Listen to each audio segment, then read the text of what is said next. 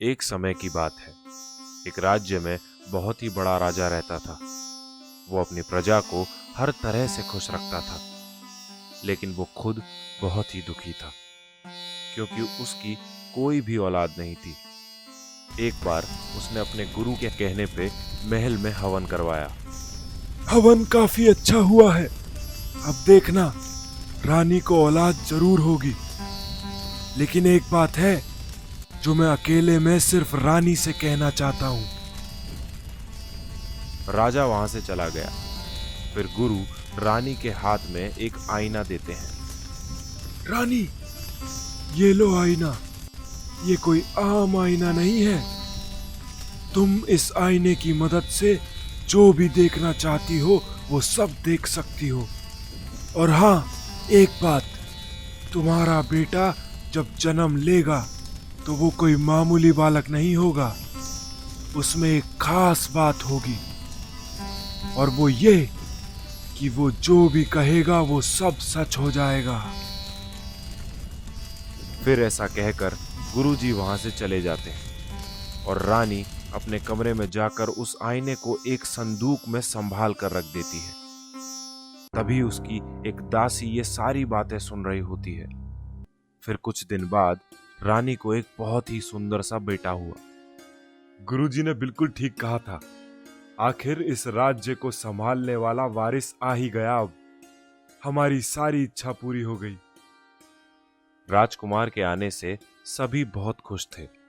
एक बार बागीचे में रानी अपने बेटे के साथ खेल रही थी। तभी वहां उसकी दासी उर्मिला आती है। रानी जी, महाराज ने आपको बुलाया है। लेकिन अभी तो मैं राजकुमार के साथ हूँ। उसे अकेला छोड़कर कैसे जा सकती हूँ? रानी जी, राजकुमार अकेला कहाँ है? मैं हूँ ना उसके साथ। आप जाइए, मैं उनका बहुत अच्छे से ख्याल रखूंगी। फिर उर्मिला के कहने पर रानी उसके भरोसे अपने बेटे को छोड़ चली जाती है। तभी उर्मिला अपने एक साथी को बुलाकर राजकुमार को गायब कर देती है और बागीचे में किसी जानवर के पैरों के निशान बना देती है। और मौका देखकर वो रानी के कमरे में जाकर उस संदूक से उस जादुई आईने को भी चुरा लेती है। अरे उर्मिला, तू अकेली यहाँ है? मेरा बेटा कहाँ है? बोल। हाय हाय, क्या बताऊं रानी जी। अभी एक चीता आकर राजकुमार को मेरे सामने से ले गया। देखिए, जमीन पर उसके पैरों के निशान भी है। ये सुनकर रानी जोर जोर से रोने लगती है। राजा को जब इस बात का पता चलता है तो वो अपने सारे सैनिक को राजकुमार की तलाश में भेजते हैं, लेकिन उनके हाथ कुछ नहीं लगता और वो निराश हो जाते हैं। गुरुजी ने मुझे जादुई आईना दिया था, जिसमें मैं जो इच्छा करूं वो देख सकती हूँ। अभी जाकर देखती हूँ, उसे मुझे पता चल जाएगा कि आखिर मेरा बेटा गया तो गया कहाँ। जैसे ही रानी संदूक खोलती है तो वो देखती है कि आईना वहां से गायब हो चुका था। महाराज, ये सब मेरी वजह से हुआ है। इसलिए जब तक मैं राजकुमार को वापस ढूंढकर अपने पास नहीं ले आती, तब तक मैं इस महल में नहीं रहूंगी।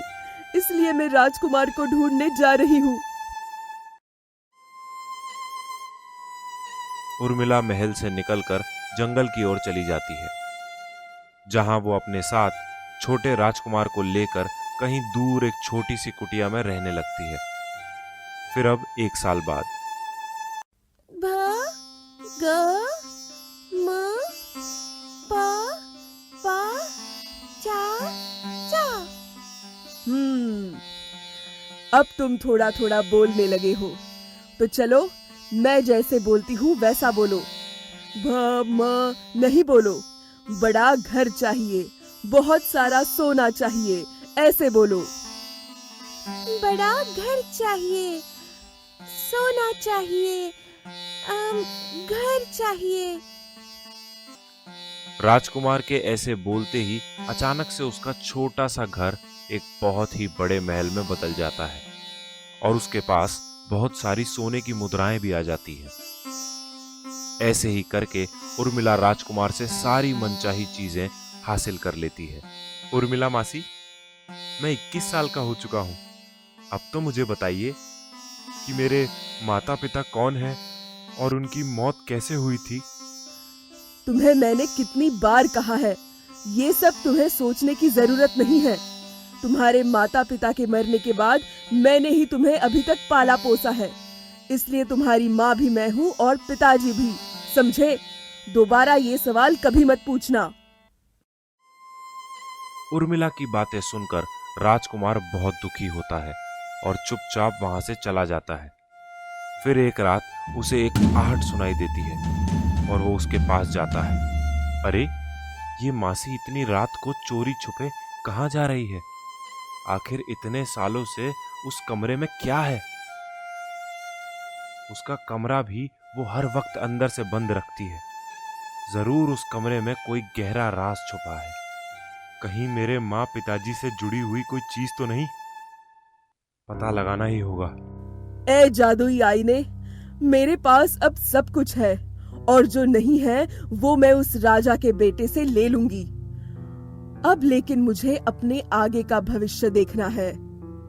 जैसे ही उर्मिला आईने को ये बोलती है, तभी वो कुछ ऐसा देख लेती है जिसे देखकर वो काफी घबरा जाती है और वहां से चली जाती है। उस वक्त राजकुमार दरवाजे के बाहर खड़ा होकर सब देख और सुन रहा था। नहीं, मैंने जो भी उस आईने में देखा वो सच नहीं हो सकता। लेकिन वो आईना कभी झूठ भी तो नहीं दिखाता है। इसका मतलब है कि अब मुझे राजकुमार को जान से मारना होगा।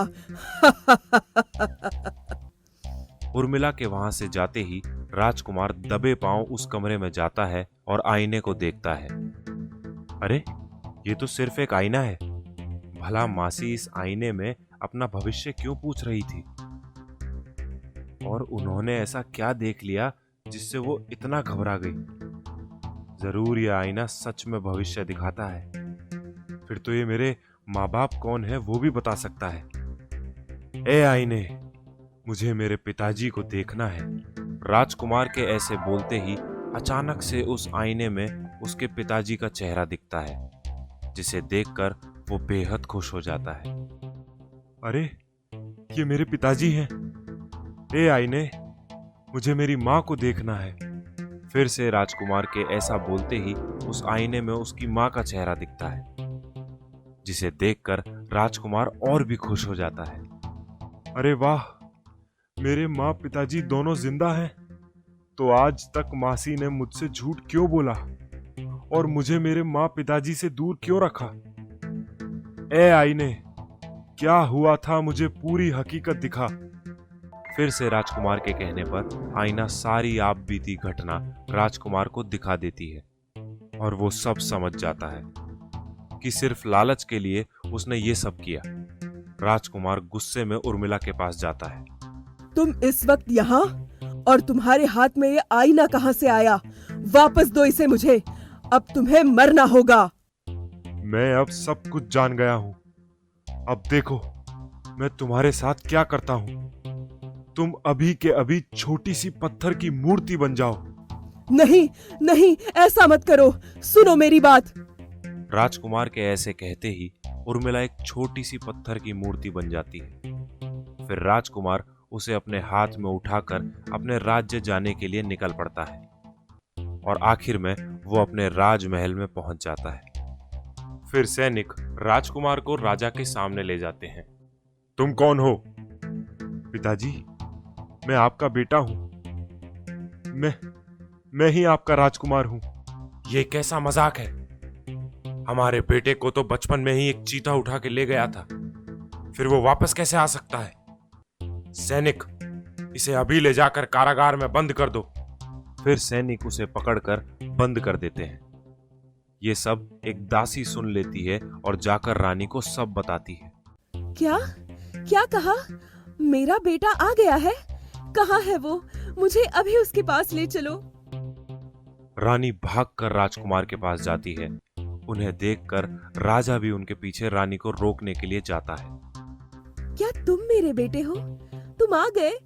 कहाँ थे तुम इतने दिनों तक? रानी, ये हमारा बेटा नहीं है। हमारे बेटे को तो चीता उठा ले गया था, नहीं पिताजी, वो सब झूठ है। मुझे कोई चीता उठा के नहीं ले गया था। ठीक है, हमें सबूत दो कि तुम ही हमारे बेटे हो। राजा के ऐसे कहते ही राजकुमार अपने झोले से वो जादुई आईना और उर्मिला की पत्थर की मूर्ति निकालता है। ऐ पत्थर की मूर्ति, तुझ में फिर से जान आ जाए। राजकुमार के ऐसा कहते ही उस पत्थर की मूर्ति में जान आ जाती है। ये देखकर सब चौंक जाते हैं। फिर राजकुमार सारी बातें रानी और राजा को बताता है। महाराज, ये सच कह रहा है।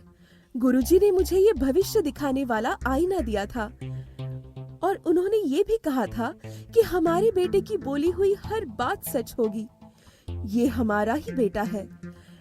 इस उर्मिला ने इतने सालों तक हमारे बेटे को हमसे दूर रखा। उसे उसके किए की सजा जरूर मिलेगी। नहीं नहीं महाराज, मुझे माफ कर दीजिए, माफ कर दीजिए, जाने दीजिए मुझे। तू फिर से पत्थर की मूर्ति बन जाए। राजकुमार के ऐसा कहते ही उर्मिला फिर से एक पत्थर की मूर्ति बन जाती है और उसे बाहर एक पेड़ के नीचे दफना देते हैं। पिताजी, ये सब मेरी शक्तियों की वजह से हुआ है। अगर ऐसा ही रहा तो मैं कभी भी आम आदमी की तरह नहीं रह पाऊंगा, इसलिए मैं इसे नष्ट कर दूंगा। ऐ आईने, तू नष्ट हो जा और मेरी सारी शक्तियां भी नष्ट हो जाएं।